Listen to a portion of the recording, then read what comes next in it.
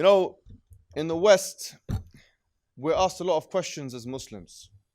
We're asked many questions regularly, pressing, important questions. And these questions usually have something to do with what are referred to as post-enlightenment ideas and its connection with Islam. So let me give you an example. Someone will ask, why is it that in Islam, for example, Muslims get offended when a picture is drawn of the Prophet Muhammad? Isn't this freedom of expression and freedom of speech? And why are Muslims in this regard against freedom of expression and freedom of speech? Isn't Islam, therefore, the argument goes, a backwards religion that needs to be reformed? Do we not need to have a reform within Islam? Because actually, you'll find that Islam has aspects of it which are against enlightenment values, against liberalism, against freedom of expression, against freedom of speech. Now the thing is, these are very important questions to be asked. But what Muslims need to do, and what Westerners also need to do, is they need to question the question. Now here's the point. Every question has a presupposition. What is a presupposition? It is an assumption. It is an assumption. Obviously, with these questions, some Muslims, they go immediately on the back foot. Immediately they're on the back foot. And just like the Western colonial powers came into our grandfathers' nations and attempted to force them to believe in what they believe in militarily, now the post-colonial Western masters are doing so using different techniques. And there are different responses from Muslims and others. Some will literally bow at the knee. They will literally bow at the knee. Surrender. Give up. Yes, you're right, sir. There is a problem. We need to fix it. We need to have revivalism in Islam. We need to have reform. We need to clean it up. You're right. Some will say, we must reject this completely. This is a poisonous ideology, and we must remove it. And what we're going to be doing, inshallah, in the next 3 days, is we'll be arguing that the question itself is problematic, or the questions that are asked are problematic questions. You see, all of these slogans that you're very well aware of, freedom of expression, freedom of speech, they're extensions of the liberal philosophical framework. Okay? So, if someone is asking you a question that presupposes liberalism, like these questions, the question would be this: what if your ideology is baseless? Wait a minute. Say that one more time. Okay. What if your ideology is baseless? What if there is no way to prove the very beginnings or the very starting points, the very premises of liberalism? Therefore, the question becomes obsolete. Why do Muslims get upset with the drawing of the Prophet Muhammad? Why not? Could be the easy answer. Well, it needs to be in line with liberalism. Well, if we can demonstrate that liberalism is in fact based on what you call corrigible presuppositions, meaning they are capable of reform or improvement, then there is no need to ask the question. Because you're asking me a question based on baseless foundations. Today I'm just going to go into 3 different things. I'm going to do 3 things today, inshallah. The first thing is I'm going to give you a brief history of liberalism. A brief history, so you understand what it is. Number 2, we're going to be talking about the premises of liberalism, the first principles of liberalism. Where do we start with liberalism? And number 3, we'll be talking about the implications of this on Islam and Muslims, and the discourse between Islam and Muslims in the Western context especially. So let's start with the brief history of liberalism. You see, there was a man called John Locke, very famous man. He's actually one of the most influential people who ever lived, in my opinion. He died in 1704. He wrote many books. One of the most famous, or if not the most famous one he wrote, is a book called The Two Treatises of Government. And in this book, he argued the case for a social contract.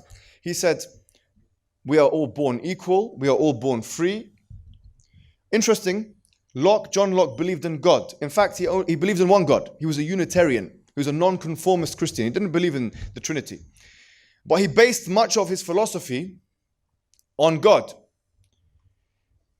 And that's why a lot of the governments of his day, Britain, France, and of course the United States of America, they incorporated literally what he said in the Two Treatises of Government into for example, the US Declaration of Independence, the Bill of Rights in the United Kingdom, which was written in 1688.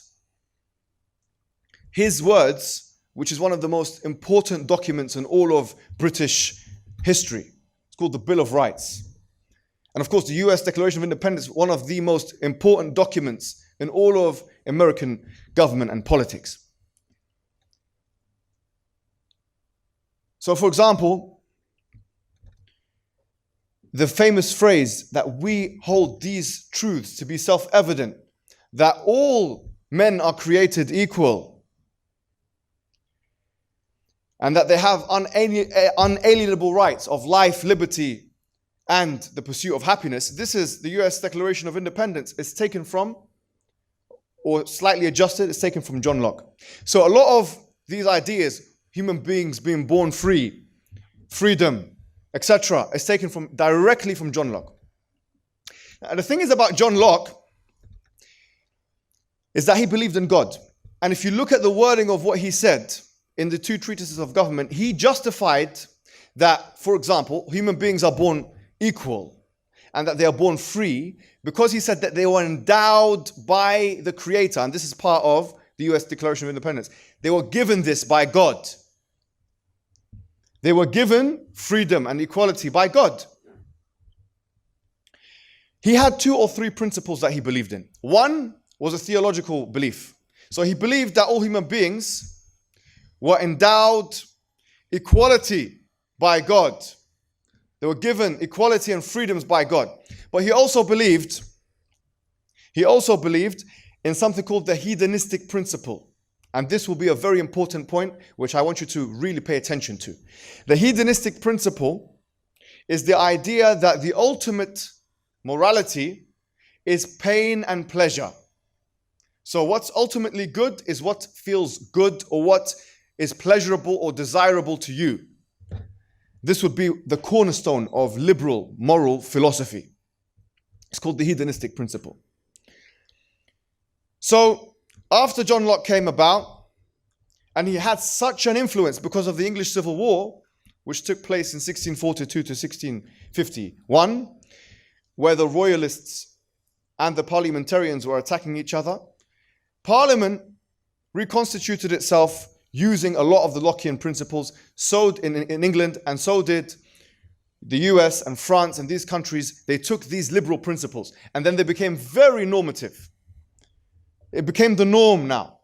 Anyone who speaks against the liberal principles is speaking in aberration to the social and cultural norms of the West. That must be understood.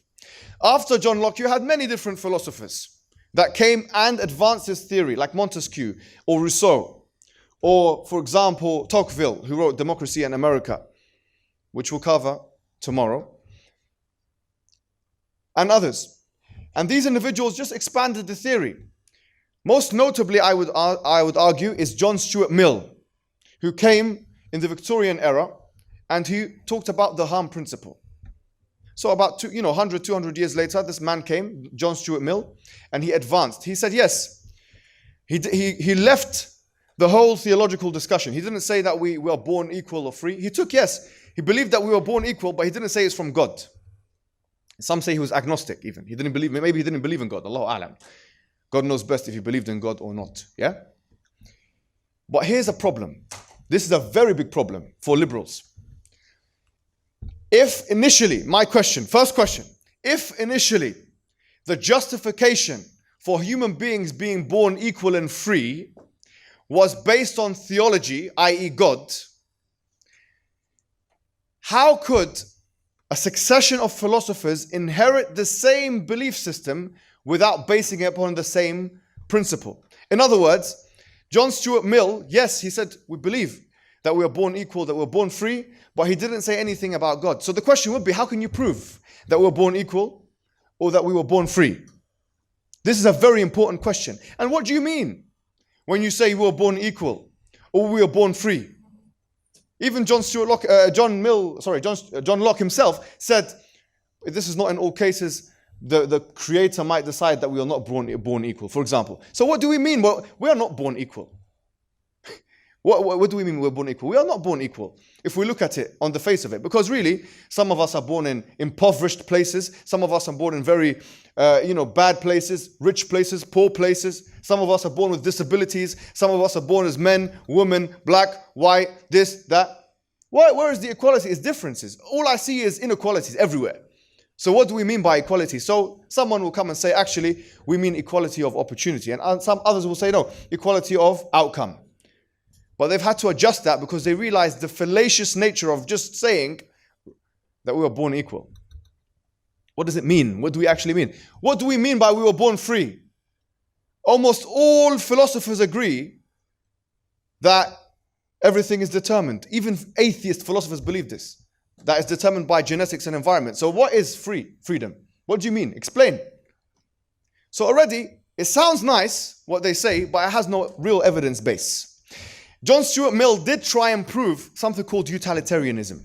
Utilitarianism is the idea, it's really the hedonistic principle. So pleasure for you, but pleasure for the largest amount of people. The greatest good for the greatest number. So it's going back to what's pleasurable for you. And this became really the most normative way of describing liberalism. The most normative way of describing liberalism is through the hedonistic principle or the extension of that which is utilitarianism. And then he put into it the harm principle. So he says that you can do whatever you want so long as you don't harm anyone else. Do whatever you want. Isn't this what you hear? Okay, why is homosexuality not a problem in society? Because we are liberals and we believe you can do whatever you want that makes you feel good so long as you don't harm someone else. This is John Stuart Mill, basically. That's where he got it from. That's where society accepted it from. He had a part of his book, he's got a book called Utilitarianism, and a part of it is Proving Utilitarianism. He actually puts this as the title of the heading. He says, Proving Utilitarianism. And this is one of the most attacked segments in all of philosophy. Circular reasoning, everyone's attacking him. Saying, what are you talking about? He said, and you can read the article for more information, but basically, he had a circular reasoning in his approach to try and prove utilitarianism. Therefore, almost all serious liberal thinkers are of the opinion that there is no way of proving hedonism, utilitarianism. So the first principles of liberalism are corrigible. Now, what does that mean? If the first principles of liberalism are not fixed, objective, absolute, or true. One more time. Okay. The first principles of liberalism are not fixed.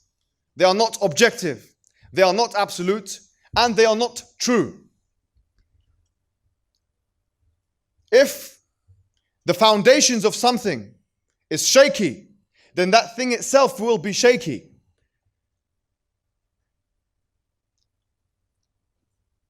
Therefore, John Stuart Mill, who expanded freedom of expression in his book on liberalism, and others like him, it's not just him, Voltaire and others, many philosophers, freedom of expression, freedom of speech, freedom of this, freedom of that, they all based it on corrigible, baseless foundations. Can you imagine?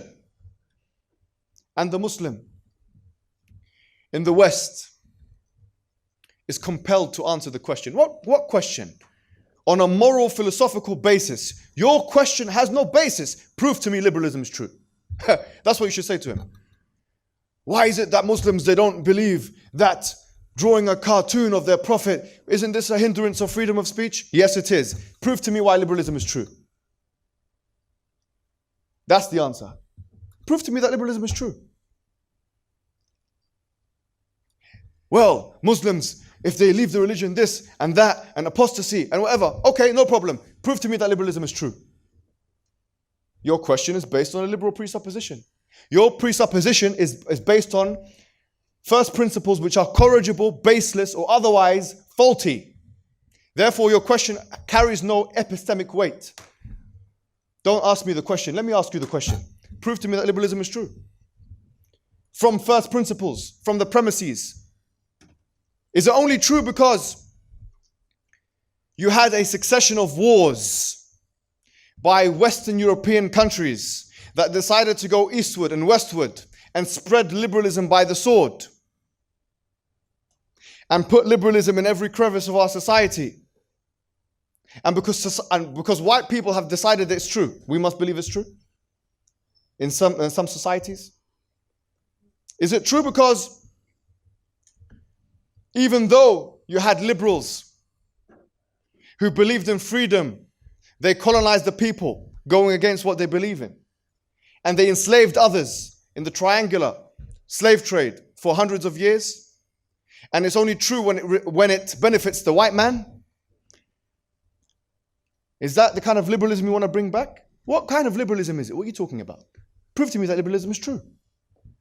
Simple as that. You know, let me tell you something. Most of the questions, wallahi, that we receive about Muslims having shaky faith, or Muslims on their way out of Islam, or people not coming into Islam because there is some kind of barrier to entry to Islam, is based on a doubt that they have because of a question that was posed, which has a presupposition of a Western Enlightenment philosophy, and liberalism is number one on the list. So if we can show that liberalism is not true, or it cannot be proven to be true, therefore, the doubt is unjustified. You should doubt what you're saying, the question you're asking, doubt that. Don't doubt the answer of the question. The truth is, Muslims have become overly apologetic. Yes, and do that. You're bowing at the knee. You're bowing at the knee.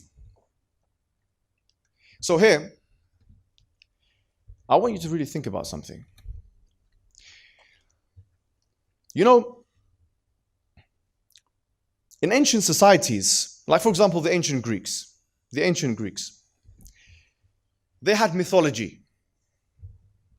Mythology is defined in two ways, primary ways in the dictionary. One of the ways of defining mythology is like a story or some kind of tradition, which is not really, it's fictitious, it's not real, but which helps bring forward a kind of moral. Another way of defining mythology is something which is false, something which is not true. So let's put ourselves on a time machine, go back to the ancient Greeks. They believed in gods, different gods, Athena, Zeus, Hercules. You know, you've heard of these gods, yes? You've heard of these gods. And they believed in those gods without real justification. No one proved to them the existence or the worthiness of Athena or Zeus or Hercules. They believed in those gods, no problem, no argument. There is no cosmological argument equivalent for Athena. There isn't. So they believed in those gods, and they believed in those things axiomatically, as it were. They lived a life. It was part of their culture. They were absorbing all of those things. And then,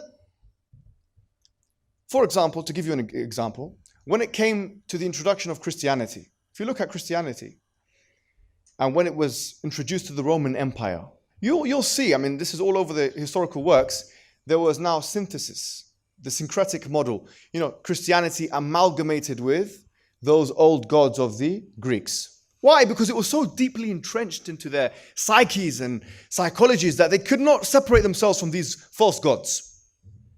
They couldn't. I want to ask a question. What is the real epistemic difference between an ancient Westerner who believes in Zeus, because his forefathers believed in Zeus, without any evidence, without any reasoning, actual logical deduction, induction, abduction, whatever you want. What is the real difference between that individual and the Westerner who is born into a liberal household, who believes in liberalism axiomatically without any justification? What's the difference? Tell me. Is the only difference that one has a religious connotation and the other one doesn't? Because that is one of the only differences I can seem to think about. In terms of epistemology, very similar. The Western man 3,000 years ago has not changed much from the Western man today.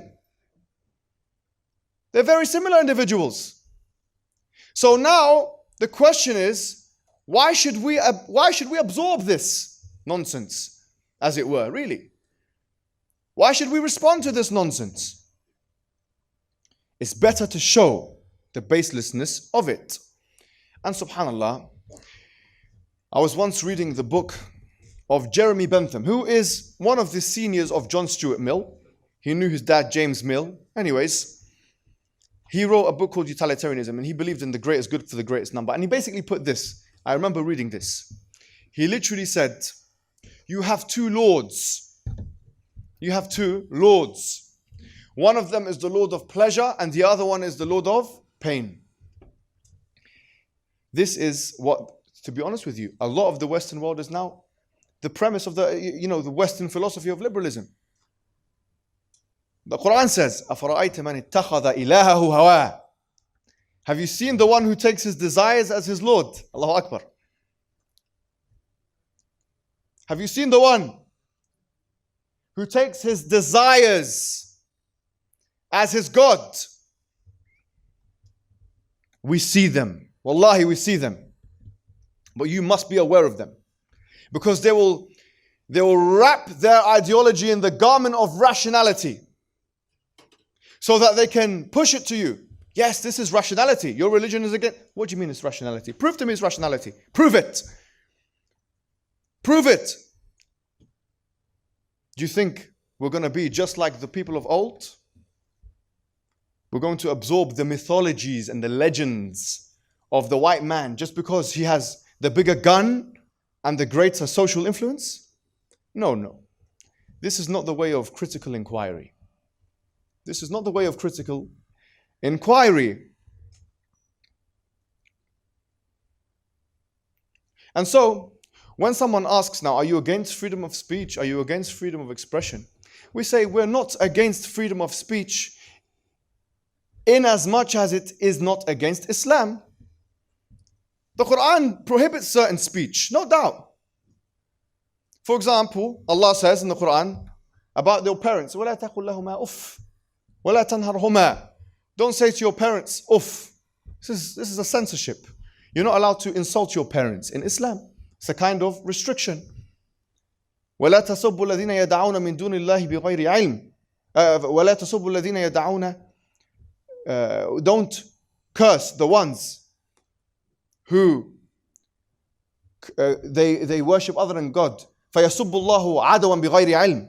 That they may come back and curse Allah without any knowledge. So we're not even allowed to, we have censorship, self-censorship in Islam. We're not allowed to curse the gods of other religions. We're not allowed to, there's lots of things we're not allowed to do. Of course, we're not allowed to. It's blasphemy to the highest degree to talk about any of the prophets. And we're not going to apologize for that or allow you to do that without any resistance. Just because you have a different paradigm to us. Yes, we believe in freedom of speech, and yes, you believe in freedom of speech and freedom of expression, but you have not proven to us from first principles that they are something which is rational, rationalizable, intelligible, coherent, consistent, true. So therefore, we don't want to accept it. I have the freedom of speech to say I don't agree with all of freedom of speech. And I have logical, rational, and philosophical reasons not to. But you find people now protecting freedom of speech, wallahi, in a religious way. Let him say whatever he wants. Let them do whatever they want. This, that. Kids going to school. And almost all schools in Europe that I know of, racism is not allowed. So they don't allow it on an institutional level, but they allow it on a public one. Contradictions everywhere. Even they know public freedom of speech is limited. They've limited, for example, sexual imagery of children. They know there's certain things you cannot do and you cannot say. It's against morality. A poison gas. If I had the ingredients for a poison gas that, if I put it online, everyone can make a poison gas. Would this be published? It would be disallowed for it to be published. How to make a bomb. I can't just make a YouTube video, how to make a bomb from raw materials. Because if I did, I'd be arrested. And why is that? Because it endangers the people. There's lots of examples of limited, of where we shouldn't have. So anyways, they know this from societal experience, but we are saying it's even deeper than that. It's from first principles. So, here the point we're trying to say is, as Muslims, we have an epistemic way of rationalizing our religion. Simply, Allah knows best. Allah, who we can prove through predisposition. We believe every human being is born with a fitrah, with a predisposition to believe in God. And there is evidence to suggest this. And also rationalizably, fine-tuning argument, cosmological, all these arguments, you can rationalize it. You can rationalize Allah, you can rationalize. And therefore, if you believe in Allah, He's the all-knowing, He's the all-powerful, He's the most wise. His injunctions must be all perfect. Therefore, the failures of philosophers and men cannot be equated and should not be equated with Allah's word, what He says, the injunctions He put forward. The real truth is this. The people who are afraid of these questions have not internalized La ilaha illallah strong enough.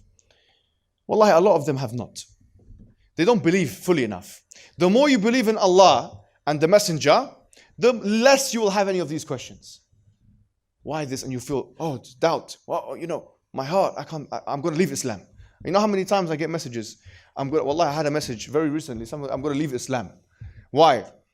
Because of this and this. All of the questions they had were to do with these things that we've been talking about. You've been indoctrinated, guys. Subhanallah. We've been indoctrinated. We've been conditioned. We've been brainwashed to believe in the mythologies of the Western man. Can you imagine this? Can you imagine this? And so, what I want to bring forward to you guys is another point, which is really important. Look at these Scandinavian countries. Look at the Western world in general. Look at the European world. Look at it. Has liberalism worked for them? They are the most depressed people. Wallahi, there is a positive correlation as with where liberalism and atheism is present in a country and the rates of suicide. Go and look at the WHO, World Health Organization. The more liberalism is present in a country, the more people want to kill themselves from depression. Another study that was conducted by the WHO and the Forbes magazine, they said the 20 most depressed countries in the world, and they realized that 19 of 20 of them are liberal Western countries. There is a failure of liberalism and a failure of the American dream because there is no meaning attached to people's lives anymore. People are acting bestially. People are acting as per their whims and desires, and they are not recognizing the true purpose of life. That's why Islam, wallahi, it's an illuminating light to those individuals who want to step away from the darkness of self-indulgence and an undisciplined life and into the light of meaning and purpose. And Islam gives you a rational and spiritual reason to be. So here, what we should do is we should not accept the sanctimonious ramblings of the West, the archetypal post-colonial Western arrogator who decides that his truth is the truth. This is a post-enlightenment dogma, as Karl Marx once remarked regarding these things. It's a post-enlightenment dogma that they're trying to shove down your throat in all ways possible. But there is no way they can prove it. They will never try and prove it. They will just axiomatically throw it at you. You should believe it. No, we will not believe it. We will believe it to the extent to which it agrees with Islam. Allah says in the Quran, لا إكراه في الدين. For example, there's no compulsion in religion. فَمَنْ شَاءَ فَلْيُؤْمِنْ وَمَنْ شَاءَ فَلْيَكْفُرْ. Whoever wants to can believe, whoever wants to can disbelieve. Although some scholars say this is tahdeedan. Allah is telling you to believe, but this tahdeed, if you want to disbelieve, Allah will punish you, by the way. But yeah, we don't force the people to become Muslim, and we believe in freedom of speech in as much as it helps someone's inquiry to truth. Ask whatever you want, so long as you're sincerely questing the truth. As for those individuals who are trying to use freedom of speech to cause injury and insult to individuals, we don't believe in that. How about that? We don't believe in that. Whether it be to Muslims or non-Muslims, whether you be cursing someone's mother or cursing someone's God, we don't believe in that. We would censor ourselves from this, and we would say to the Western world, listen, it's high time you realize that your ideology has not been working out for you, either on an individual psychological level or on a societal level. And it's time for you to really quest and ask for the purpose of life, and that is knowing who Allah subhanahu wa ta'ala, who your creator is, where you came from, who you are, and where you're going. If you know this firmly, then you will be able to, inshallah, make something out of your life. Assalamu alaikum wa rahmatullahi wa barakatuh. Jazakumullah khairan.